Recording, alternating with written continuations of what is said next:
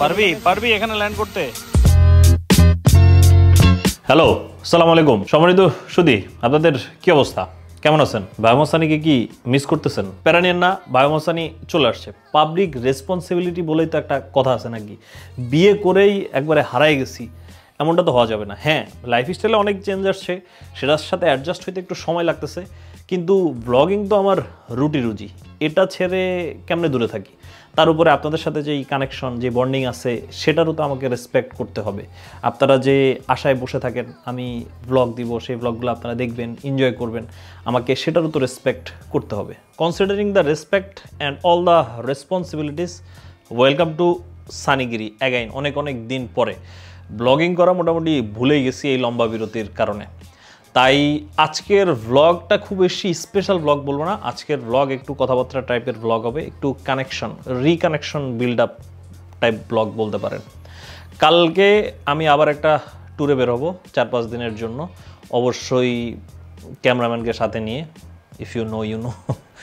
আর আজকে আসেন, রুমে বসে বেশিক্ষণ কথাবার্তা বলবো না, বাইরে যাই, বাইরে গিয়ে কথাবার্তা বলি। আজকে কাজ আছে, একটা ড্রোনও কিনতে হবে আমাকে।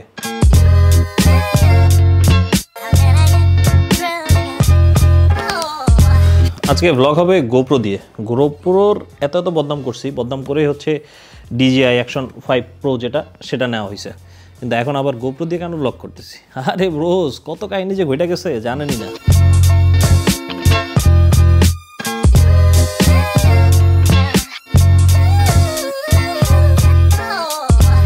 কাহিনী যেটা হয়েছে ব্রোস, লাস্ট হানিমুন ট্রিপ শেষ করে 2 তারিখে ঢাকায় ফিরছি, আর এর মাঝখানে এত পরিমাণ কাজ ছিল, ব্যস্ততা ছিল, যার কারণে ব্লগ করা হয় নাই। যার কারণে বাইকটাকে একটু যে ধুবো, ট্যুর দিয়ে এসে বাইকটাকে একটু ওয়াশ করা জরুরি, সেটাও করা হয় নাই। আবার কালকে ঢাকা থেকে বের হয়ে যাবো 4-5 দিনের জন্য। তাই এখন আজকে দিনের প্রথম কাজ হচ্ছে বাইকটাকে একটা ওয়াশ দেওয়া। 500 টাকা প্রতি ইউজ, মানে ব্যাটারি সাইকেল ছিল 19/7/4, বেশি চলায় না। এয়ার 2 তব এয়ার, ও আচ্ছা 3, ভালো ডিল তো, ভালো ডিল। ওইটা নিব ভাবছি, কেন ওই ভার্টিক্যাল ভিডিও দেয়। কার কাছে পাইছেন? আমার দিয়ে দেন। থ্যাংক ইউ, দেখাবো ইনশাল্লাহ। ওকে, মোটামুটি এই দোকানটার মধ্যেই সবসময় আমার বাইক ওয়াশ করানো হয়, কিন্তু আজকে দোকানের মালিক ছিল, যার কারণে টাকা পয়সা নেয়নি। দোকানের মালিক ভাই ব্রাদার, সাবস্ক্রাইবার। ওয়াশ শেষ, বাইক চকচক, শুধুমাত্র চেন একটু। কি অবস্থা ভাই? হ্যাঁ ভাই, আলহামদুলিল্লাহ। ভাই ভালো আছেন? থ্যাংক ইউ ভাই। ঠিক আছে। ভাই বলতেছে গাড়িটা নাকি আমার সাথে মানাইছে। ভাই সাবস্ক্রাইবার। যাই হোক, যেটা বলতেছিলাম যে বাইক পুরোপুরি রেডি কালকে ট্যুরের জন্য। শুধুমাত্র একটা জিনিস করতে হবে, সেটা হচ্ছে জাস্ট চেন লিউপ করতে হবে। চেনটা লিউপ করলেই সব ঠিকঠাক, আর ইঞ্জিন অয়েল চেঞ্জ করা লাগবে না। লাস্ট ট্যুর ছিল প্রায় 1400 কিলোমিটারের, যে ইঞ্জিন অয়েলটা আছে ওইটা দিয়ে আরও 1000 কিলোমিটার চালানো যাবে। শ্রীমঙ্গল গেলে এত কিলোমিটার হবে না, ওই 600, বেশি গেলে 600 কিলোমিটার চালানো হবে।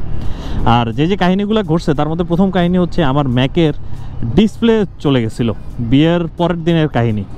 এরপরে আবার আমাদের যেই DJI Action 5 Pro হারাইছে, সেটার কাহিনী বলতেছি। আগে এই কাহিনীটা শুনে নেন। কাহিনীটা হলো বিয়ের পরের দিনের কাহিনী।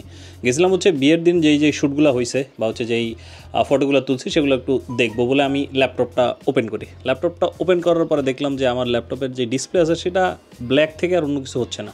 ল্যাপটপে সাউন্ড হচ্ছে, কিন্তু ল্যাপটপের ডিসপ্লে আর ওপেন হচ্ছে না। পরবর্তীতে অনেকক্ষণ গুতাগুতি করার পরে বুঝলাম যে ল্যাপটপের ডিসপ্লে চলে গেছে। কীভাবে গেছে? ল্যাপটপ নিয়ে আমি কোনো ধরনের মুভ করি নাই, কিচ্ছু করি নাই, ল্যাপটপটা টেবিলের উপরেই ছিল। টেবিলের উপর থেকেই ল্যাপটপের ডিসপ্লে চলে গেছে। আর কি, প্রচণ্ড পরিমাণ মন খারাপ। ছোট্ট একটা মিনি হার্ট অ্যাটাক তখনও পর্যন্ত হয় নাই।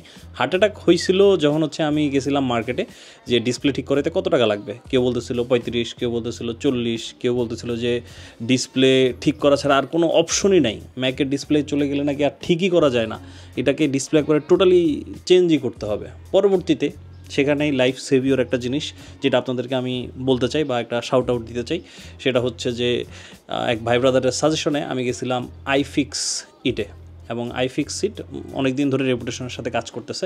iFixit-এ নিয়ে গেলাম, তারা বললো যে ভাই আমাদেরকে 30 মিনিট সময় দেন, আমরা ডায়াগনোসিস করি এবং ডায়াগনোসিসের জন্য আপনার কোনো ধরনের চার্জ কিছু দেওয়া লাগবে না, সম্পূর্ণ ফ্রি। ডায়াগনোসিস করতে দিলাম, 30 মিনিট পর আমাকে জানাইলো ভাই আপনার ডিসপ্লেতেই সমস্যা হয়েছে, কিন্তু ডিসপ্লে পুরোটা চেঞ্জ করা লাগবে না, আপনাকে কম খরচে আরেকটা অপশন আমরা দিয়ে দিচ্ছি, সেটা হচ্ছে ডিসপ্লের ভিতরে আরেকটা পার্ট আছে সম্ভবত কী বলে জানি না, ওইটা চেঞ্জ করলে হবে, ওইটা কম খরচে আপনি করতে পারবেন। এর ফলে আপনার ট্রু টোন আরও কী কী হাবিজাবি এগুলো কোনো কিছুই চেঞ্জ হবে না, জাস্ট অ্যাজ ইট ইজ আগের ডিসপ্লের মতোই থাকবে। আমি বললাম ভাই সই, কম খরচে যদি এটা হয়ে যায় এটাই করে দেন, এবং তার পরবর্তীতে এখন ল্যাপটপ ঠিক আছে। এবং এখানে iFixit-কে একটা বড় শাউট আউট দিতে হয়, কারণ মার্কেটে ঘুরে অনেক এক্সপিরিয়েন্স হয়েছে। কেউ বলতেছে ভাই 2-3 দিন ল্যাপটপ আমাদের কাছে থাকবে, 2-3 দিন ধরে তারা হচ্ছে ল্যাপটপ খুলবে, ঘাটবে, কী করবে জানি না, তার পরবর্তীতে আমাকে জানাবে ডিসপ্লের কী হয়েছে, চেঞ্জ করা সম্ভব কি সম্ভব না।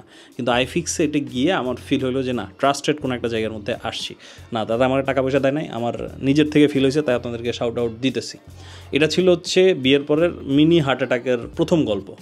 দ্বিতীয় আরেকটা গল্প আছে, সেটা একটু পরে বলতেছি। এখন বাসায় আসছি, 2টা দুমুঠো ভাত খেতে হবে, খেয়ে তারপরে যাব হচ্ছে আমাদের ড্রোন কেনার জন্য। আমার আগের যে ড্রোনটা ছিল সেটা তো ক্র্যাশ করছে আপনারা জানেন, এখন নতুন আরেকটা ড্রোন কিনবো। ড্রোন কেনাটাও জরুরি, কেন জরুরি সেটা খেয়ে দিয়ে তারপরে বাইকে উঠে তারপরে বলতেছি।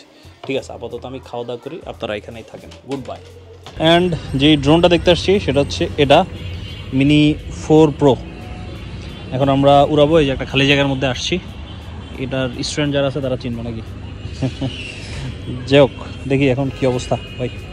কন্ডিশনটা দেখুন, কোনো একটা স্ক্র্যাচ আছে কিনা। এখন বোর্ডের ভিতরে বাইরে যদি কেসিং চেঞ্জ করে ফেলেন। এটা অনেক আপডেটেড, এই যে এখানে হোম পয়েন্ট, এটা এখন এখানে দেখা যাচ্ছে। এটা আপনি যখন ব্যাক করে তখন দেখবেন এটার সৌন্দর্যটা।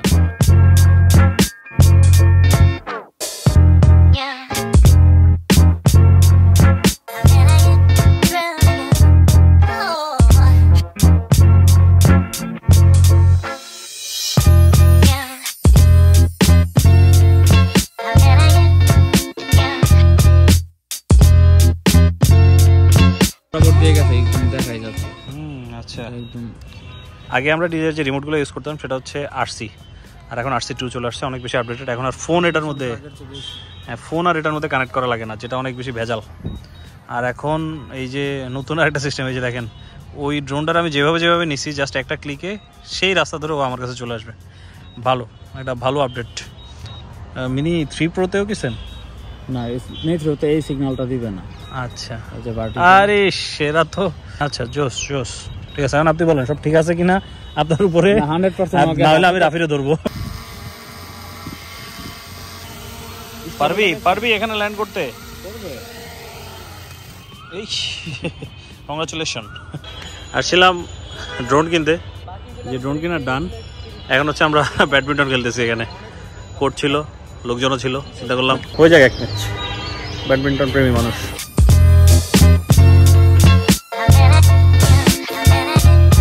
এখন বাজতেছে হচ্ছে রাতের 9:42। এখন আমার স্টুডিওতে আবার আসা হয়েছে এই ব্লগের শ্যুটটা করার জন্য।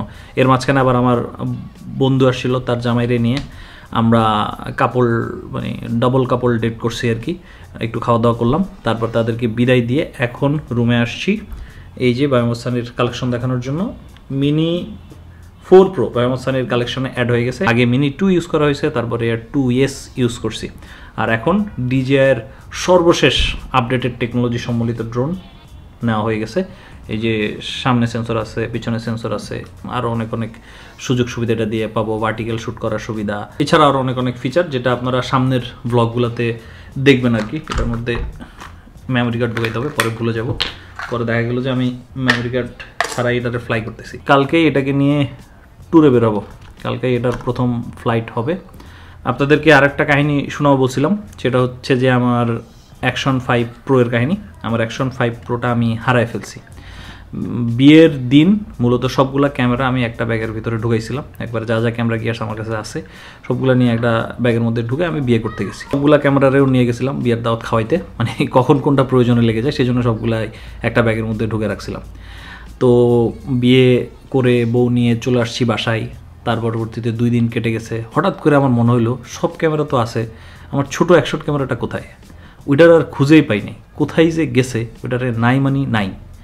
আর প্রোগ্রামে যারা ছিল তারা আমার খুবই ক্লোজ পার্সনরা ছিল, তাই কেউ নেওয়ার প্রশ্ন আসে না। হয়তো এমনটা আমি ধারণা করতেছি যে ব্যাগ থেকে অন্য ক্যামেরা বাইর করতে গিয়ে ওইটা হয়তো কোনো একটা জায়গায় পড়ে গেছে, যার কারণে আর খুঁজে পাই নাই। যাই হোক, সেটার আশা ছেড়ে দিছি। নেক্সট ইনশাল্লাহ আবার আমরা অ্যাকশন 5 প্রো একটা কিনবো। গোপ্রোর বদনামি করছি অনেক, এখন আবার গোপ্রোতে আমাকে ফেরত যেতে হয়েছে, তাই আপাতত কয়েকদিন গোপ্রো ইউজ করি। আর একটা ব্যাড নিউজ আপনাদেরকে দেই, আরও একটা ব্যাড নিউজ, সেটা হচ্ছে এই মিনি 4 প্রো এটা কেনার জন্য আমাকে একটা জিনিস সেল দিতে হয়েছে। কি সেল দিতে হয়েছে না হবে আর কি, কী সেল দিতে হবে সেটা আপনারা সামনের দু একটা ভিডিওতেই বুঝে যাবেন। আর ব্যাড নিউজ দিচ্ছি, এবার একটু গুড নিউজ দিই। গুড নিউজটা হচ্ছে খুব শীঘ্রই, মানে খুব শীঘ্রই বলতে এই মাসের মধ্যেই আমরা একটা ইন্টারন্যাশনাল ট্রিপে বের হবো, অবশ্যই আপনাদেরকে নিয়ে যাব। আর অনেক দিন বিদেশ দেখা হয় না, অনেক দিন দেশের ভিতরেই আসি। সেই লাদাখ গেছিলাম, লাদাখের পরে দেশের ভিতরেই আসি, দেশ থেকে বের হওয়া হচ্ছে না। এখন অবশেষে ফাইনালি আমার লেন্সের মাধ্যমে আপনাদেরকে বিদেশ দেখানো হবে, কোন কোন কান্ট্রি, কোথায় কি সব জানবেন। আপাতত একটু কি থাক আজকের ভিডিওর কাহিনী, কালকে আমরা দেশের ভিতরে একটা ট্যুরে বেরোবো, সেই কাহিনী আপনাদেরকে দেখাবো নেক্সট ব্লগে আর কি। আর এই ব্লগটা বড় করতেছি না, এই ব্লগটা একটু আপডেট ব্লগ হিসাবে থাকলো, যে ভাই মোহাম্মদ সানি ফিরে এসেছে আপনাদের মাঝে, এরকম একটা আপডেট ব্লগ, আবার রেগুলার ভিডিও চালু হচ্ছে। ঠিক আছে, Sunny out, tata, goodbye, আল্লাহ হাফিজ।